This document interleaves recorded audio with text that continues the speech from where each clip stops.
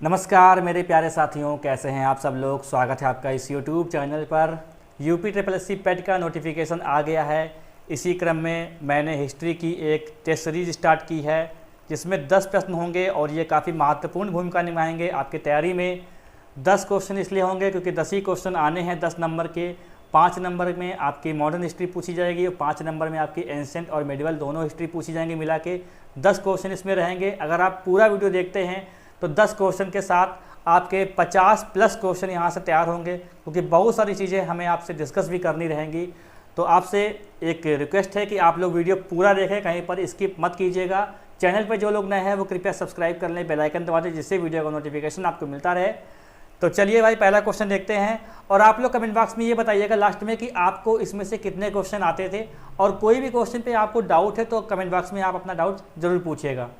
पहला क्वेश्चन देखिए, लिखा है तीर कमान का आविष्कार किस काल में हुआ था। तो तीर कमान का आविष्कार किस काल में हुआ था, सोचिए, इसका आंसर बताइए क्या हो सकता है। पूरा पाषाण काल, मध्य पाषाण काल, नव पाषाण काल या वैदिक काल। ठीक है, तो तीर और कमान का जो आविष्कार है ये कब हुआ था, तो ये हमारा हुआ था मध्य पाषाण काल में। अगर आपने मध्य पाषाण काल आंसर दिया तो बिल्कुल सही है। वीडियो लाइव नहीं चल रहा है, आपको लग रहा होगा कि लाइव है, पर लाइव नहीं है, ये प्रीमियर हो रहा है। ठीक है, लाइव जैसा लगता है ये। तो मध्य पाषाण काल इसका सही आंसर है। देखिए 3 काल में बांटा गया था हमारा ये, पूरा पाषाण काल, मध्य पाषाण काल और नव पाषाण काल। तो पाषाण काल को 3 भागों में बांटा गया था। ये जो मध्य पाषाण काल है ना, इसका आप काल समझ लो 10,000 BC से 10,000 ईसा पूर्व से 4,000 ईसा पूर्व तक इसका काल माना जाता है। और मध्य पाषाण काल में ही पशुपालन शुरू किया गया था। तो आप जानते हैं कि पशुपालन जब शुरू किया गया था तो सबसे पहले मानव ने कुत्ता को पालतू जानवर बनाया था। कुत्ता सबसे पहला कुत्ता था पालतू जानवर, उसके बाद घोड़े को पालतू जानवर इन्होंने तब के मानव ने बनाया था। ठीक है, कुत्ता को सबसे पहले पाला गया था। तो नव पाषाण यानी मध्य पाषाण काल में जानवरों को यानी पशु को पालना शुरू हो गया था। कुत्ता सबसे पहला जानवर था जिसको मानव ने पालतू बनाया था। ठीक है, और पशुपालन जो होता है इसके साक्ष्य कहाँ से मिलते हैं, तो ये मिलते हैं आदमगढ़ यानी MP से मिलते हैं इसके साक्ष्य। और यहाँ पर अगर बात करते हैं पूरा पाषाण काल, तो देखिए आग के बारे में जानकारी इनको प्राप्त हो जाती है। पूरा पाषाण काल में आग की खोज हो चुकी होती है, लेकिन आग का सही से इस्तेमाल कैसे किया जाए वो आते आते नव पाषाण काल हो जाता है। ठीक है, नव पाषाण काल हो जाता है ये। चलिए, ये क्वेश्चन में इतनी चीज़ें निकल के सामने आती हैं। तो आगे बढ़ते हैं। डिसेंट ऑफ मैन नामक पुस्तक किसने लिखी। डिसेंट ऑफ मैन नाम की पुस्तक जो है वो किसने लिखी है, तो William Wordsworth, Charles Darwin, Jonathan David Nicholas, किसने लिखा है। तो आप इसका आंसर सोचिए। ठीक है, इसका आंसर क्या हो जाएगा। इसका आंसर आप अगर सोच रहे हैं चार्ल्स डार्विन, तो इसका आंसर बिल्कुल सही है। ठीक है, चार्ल्स डार्विन ने क्या किया है, इस एक पुस्तक लिखी है डिसेंट ऑफ मैन। ये पुस्तक जो है इन्होंने लिखी थी 1871 में। ये सन इंपॉर्टेंट नहीं है, लेकिन आपकी रुचि के लिए बता दूं। ठीक है, तो 1871 में इन्होंने ये पुस्तक लिखी थी। और एक इनकी बहुत फेमस जो है एक बुक है जिसका नाम क्या है, ऑरिजिन ऑफ स्पेसीज़।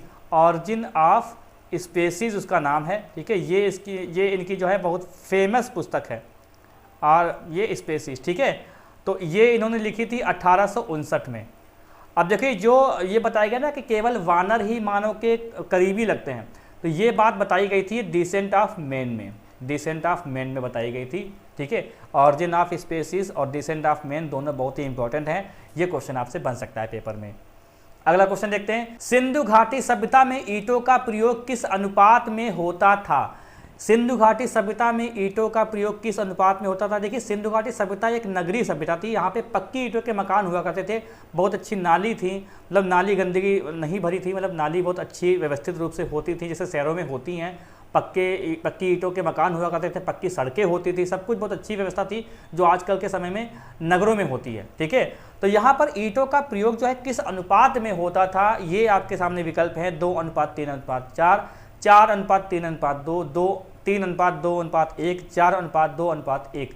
तो ये इसका बिल्कुल सही आंसर है। 4:2:1 इसका जो है बिल्कुल सही आंसर है। और इस ईंटों का जो ईंट है ये किसके स्टाइल पे थी, तो इससे पूछा गया है। तो इंग्लिश बॉन्ड स्टाइल बोलते थे इसको। इंग्लिश बॉन्ड स्टाइल नाम दिया गया है इन ईंटों को। इंग्लिश बॉन्ड स्टाइल ये नाम दिया गया है। ठीक है, इंग्लिश बॉन्ड स्टाइल नाम दिया गया है। 4:2:1 में ये ईंटें हुआ करती थी। ठीक है, देखिए सिंधु घाटी सभ्यता की जो लिपि जो है पढ़ी नहीं गई है, इसको बोलते हैं भाव चित्रात्मक। जैसे आप जानते होंगे एक छोटा बच्चा जो होता है ना, वो दीवालों में कुछ गोदा करता है, चिंगटिया ऐसे ऐसे ऐसे ऐसे कुछ करा करता है। ठीक है, ये ऐसे ऐसे कर रहा है, कुछ ऐसे ऐसे कर रहा है, तो वो अपनी भाषा में कुछ लिखता होगा। इसी तरीके से जो है समझते हैं कि ये भाव चित्रात्मक भाषा जो होती है बच्चों वाली होती, मतलब बच्चे वाली नहीं होती है, बच्चे वाली होती तो पढ़ चुके होते। मतलब आजकल के जो समय में बच्चे ना, जो हम लोग छोटे छोटे बच्चों को देखते हैं, वो दीवार में या कहीं पे कुछ ना कुछ ऐसे ऐसे किया करते हैं। तो इसी तरीके से इनकी एक लिपि है जो आज तक हम लोगों ने कभी पढ़ी नहीं है। ठीक है, सिंधु घाटी सभ्यता का जो एक समाज था वो मात्र सत्तात्मक समाज था। ठीक है, माताएं यहाँ पे मतलब कैसे तो ज़्यादा रोल था इनका। ठीक है, मात्र सत्तात्मक समाज था इनका। और सिंधु घाटी सभ्यता में क्या, इसका आकार क्या था, इसका आकार जो है त्रिभुजाकार है, इसका आकार त्रिभुजाकार है। देखिए आप लोग चैनल पे अगर बने रहेंगे बराबर तो आपको बहुत सारे टॉपिक में वीडियो मिलेंगे, अलग अलग जो आप चाहते हैं वो सब कुछ मिलेगा। ठीक है, सिंधु घाटी सभ्यता आप जानते हैं कि एक बहुत बड़ा चैप्टर है, इसे अलग से पढ़ाना होगा तभी आपके पूरा समझ में आएगा। लेकिन हम लोग क्वेश्चन के माध्यम से देखेंगे धीमे धीमे, तो चीज़ें हमारी कवर होती चली जाएंगी। सिंधु घाटी सभ्यता ऐसा नहीं है कि आज पहली बार आया तो अंत बार आया, मतलब अंतिम होगा, ऐसा नहीं है। बार बार क्वेश्चन आएगा तो हम लोग कुछ और डिस्कस करेंगे यहाँ पर। ठीक है, तो सिंधु घाटी सभ्यता में ईंटों का प्रयोग हुआ था 4:2:1 में। व्यवसाय क्या था, व्यवसाय था कृषि और व्यापार इनका व्यवसाय था। चलिए आगे चलते हैं। ब्राह्मण ग्रंथ के वेदों को भी कहा जाता है। देखिए ब्राह्मण ग्रंथ के वेदों को कहा जाता है, तो वेदों को सरल भाषा में समझने के लिए जो है ब्राह्मण ग्रंथ लिखे गए थे, ताकि वेद जो हैं, जो हमारे 4 वेद हैं, उनको सही से समझ सकें। तो ब्राह्मण ग्रंथ के वेदों को भी कहा जाता है टीका, सूत्र, अंग और ग्रंथ। तो इसका आंसर क्या होगा, इसका आंसर हमारा हो जाता है टीका। इसका आंसर क्या हो जाएगा, टीका हो जाएगा। वेद हमारे 4 हैं, सबसे पुराना वेद हमारा ऋग्वेद है, ये जानते होंगे आप लोग। ठीक है, अगला क्वेश्चन है, महात्मा बुद्ध ने कहां पर बौद्ध भिक्षुणी संघ बनाया था। बौद्ध भिक्षुणी संघ बनाया था। पहले इनके संघ में महिलाएं प्रवेश नहीं कर सकती थी, लेकिन इनका एक शिष्य था, क्या नाम था उसका नाम था आनंद। उसका नाम था आनंद, इनका बहुत प्रिय शिष्य था। इन्होंने ये गौतम बुद्ध से अनुरोध किया था कि भैया महिलाओं को भी जो है एक अपने संघ में शामिल किया जाए, महिलाएं भी, ठीक है, महिलाएं भी जो है उनको भी अधिकार दिया जाए संघ में आने का। तो महात्मा बुद्ध ने कहाँ पर बौद्ध भिक्षुणी संघ बनाया था, पाटलिपुत्र, वैशाली, सारनाथ और वाराणसी। तो बता सकते हैं यहाँ पर देखिए महात्मा बुद्ध का जन्म कब हुआ था, तो लुम्बिनी में जन्म हुआ था इनका। लुम्बिनी नामक गाँव में इनका जन्म हुआ था और इनको अंतिम समय में बहुत खुशी मिली। तो आप ऐसे समझ सकते हैं कि कुशीनगर में इनकी मृत्यु हो गई थी, यानी कुशीनगर में इनका स्वर्गवास हो गया था। ठीक है, कुशीनगर।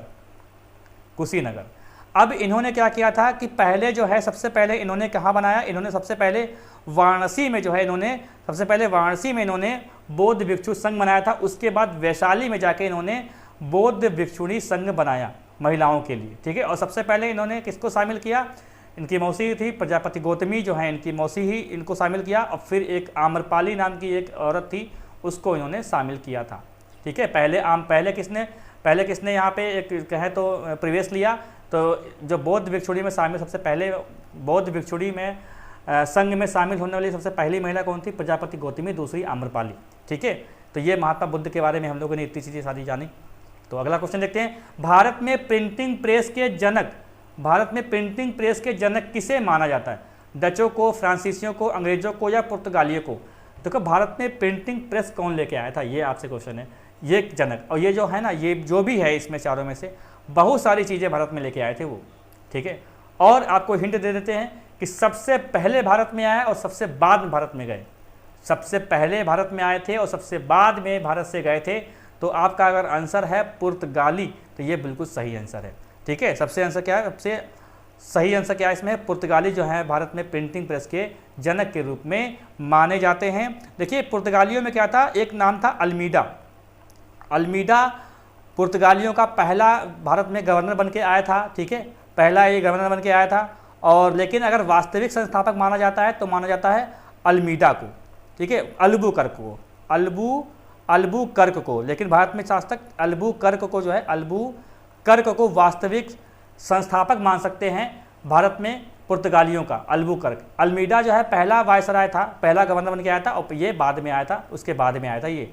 ठीक है, और एक बात बता दें आपको, ये पुर्तगाली में जो है पुर्तगाली गोवा पर अधिकार करते हैं। ये सन होता है हमारा, ये सन हमारा होता है 1510 में एक बीजापुर का अभियान होता था, होता है वहाँ पर गोवा को जीता जाता है। और 1961 में ये बाहर जाते हैं, ये भारत को छोड़ के वापस जाते हैं पुर्तगाली, ठीक है। तो और पुर्तगाली देखो, पुर्तगाली जो है क्या क्या लेके आए थे अपने साथ में, अनानास लेके आए थे, अनानास, गन्ना लेके आए थे, गन्ना, पपीता लाए थे, पपीता लाए थे, ये सब चीज़ें अपने साथ लेके आए थे ये, ठीक है। अगला क्वेश्चन देखें, चलिए, कूका आंदोलन किस राज्य से संबंधित है? कूका आंदोलन किस राज्य से संबंधित है? देखिए, एक कूकी आंदोलन है, एक कूका आंदोलन है। तो कूका आंदोलन किस राज्य से संबंधित है? पंजाब राज्य से संबंधित है। कई बार क्वेश्चन पेपर में आया है ये, ठीक है। 1840 में इस आंदोलन की शुरुआत हुई थी और शुरुआत की थी भगत जवाहर ने, भगत जवाहर ने शुरुआत की थी। बाद में इसका प्रचार प्रसार किसने किया था? राम सिंह कूका। बाद में इस आंदोलन को राम सिंह कूका ने चलाया, इसलिए इस आंदोलन को कूका नाम से जानते हैं हम लोग, इसीलिए इसको कूका नाम से जानते हैं। एक हमारा कूकी आंदोलन है, कूकी आंदोलन है, ये मणिपुर से संबंधित है। ये कहाँ से संबंधित है? मणिपुर से। कूकी आंदोलन याद रखेंगे, कूका आंदोलन पंजाब से और कूकी आंदोलन मणिपुर से संबंधित है, ठीक है। अगला क्वेश्चन देखते हैं, दयानंद सरस्वती ने पाखंड खंडनी पताका कहाँ फहराई थी? पाखंड खंडनी पताका किसने फहराई थी? पहला क्वेश्चन। तो दयानंद सरस्वती ने। इनका मूल नाम क्या था? इनका मूल नाम था शंकर। इनका मूल नाम क्या था? शंकर। और इनके वास्तविक गुरु का नाम क्या था? इनके वास्तविक गुरु का नाम था स्वामी विरजानंद, ठीक है। स्वामी विरजानंद जो है इनके वास्तविक गुरु का नाम था, स्वामी विरजानंद। और बचपन का, और देखो इन्होंने 1874 में, इन्होंने 1874 में सत्यार्थ प्रकाश की रचना की थी। सत्यार्थ प्रकाश की इन्होंने रचना की थी, ठीक है, स्थापना की थी। और स्वामी विरजानंद इनके वास्तविक गुरु थे। तो स्वामी दयानंद साहिब, और एक इनका नारा भी है, वेदों की ओर लौटो, वेदों की ओर, वेदों की ओर लौटो, लौटो। ये जो है एक इनका एक स्लोगन है, नारा है, बहुत फेमस है। ये क्वेश्चन कई बार पूछा गया कि वेदों की ओर लौटो किसका नारा है, ये किसका कथन है? तो दयानंद सरस्वती का कथन है। और इनका, इसका जो आंसर है, खंडनी पताका कहाँ फहराई गई थी? तो ये आगरा में खंडनी पताका, ये पाखंड खंडनी पताका आगरा में फहराई गई थी। पूछा गया क्वेश्चन है पेपर में ये, ठीक है। चलिए अगला क्वेश्चन देखते हैं, नडाल इंडियन कांग्रेस की स्थापना किसने की थी? नडाल इंडियन कांग्रेस की स्थापना किसने की थी? दादा भाई नौरोजी, सुभाष चंद्र बोस, जवाहरलाल नेहरू, महात्मा गांधी। देखिए, नडाल इंडियन कांग्रेस की स्थापना कब हुई थी ये आप समझ लीजिए पहले। तो ये हुई थी 1894 में, पहली हिंट। 1893 में कोई व्यक्ति बाहर गया था, वो गया था साउथ अफ्रीका। वो कौन व्यक्ति था? महात्मा गांधी। महात्मा गांधी बहुत साल तक रहे हैं वहाँ तक, ठीक है। ये 21 वर्ष वहाँ पे रहे हैं। और 1893 में क्या हुआ था कि एक गुजराती व्यापारी था जिसका नाम था दास अब्दुल्ला। तो दास अब्दुल्ला जो था, दास अब्दुल्ला, इन्हीं का केस लड़ने के लिए ये साउथ अफ्रीका गए थे। वहाँ पे इन्होंने 21 साल लगा दिए, 21 साल। तो वहाँ पे इन्होंने क्या किया था? नडाल इंडियन कांग्रेस की स्थापना की थी 1894 में, ठीक है। और 1904 में डरबन में ही इन्होंने एक फिनिक्स फॉर्म की स्थापना की थी। गांधी जी ने फिनिक्स फॉर्म की स्थापना की थी 1904 में, डरबन में की थी इन्होंने, ठीक है। अब ये गए कब थे? तो 1893 में गए थे ये। अब आए कब है? 9 जनवरी 1915 को ये भारत वापस आए थे। तो इनकी मुलाकात हुई थी गोपाल कृष्ण गोखले से। बहुत स्वागत किया गया था, भव्य स्वागत किया गया था इनका, गांधी जी का। तो गोपाल कृष्ण गोखले ने इनको सलाह दी थी कि आप भारत में भी ऐसे ही आंदोलन चलाइए, ठीक है, और इसके लिए आपको राजनीतिक पार्टी में शामिल होना पड़ेगा। तो इसीलिए कहा जाता है कि गोपाल कृष्ण गोखले जो हैं वो गांधी जी के राजनीतिक गुरु हैं, ठीक है। चलिए अगला क्वेश्चन देखते हैं, इसका आंसर क्या हो जाएगा? महात्मा गांधी। चलिए अगला क्वेश्चन देखते हैं, चंद्रशेखर आजाद की मृत्यु के बाद HSRA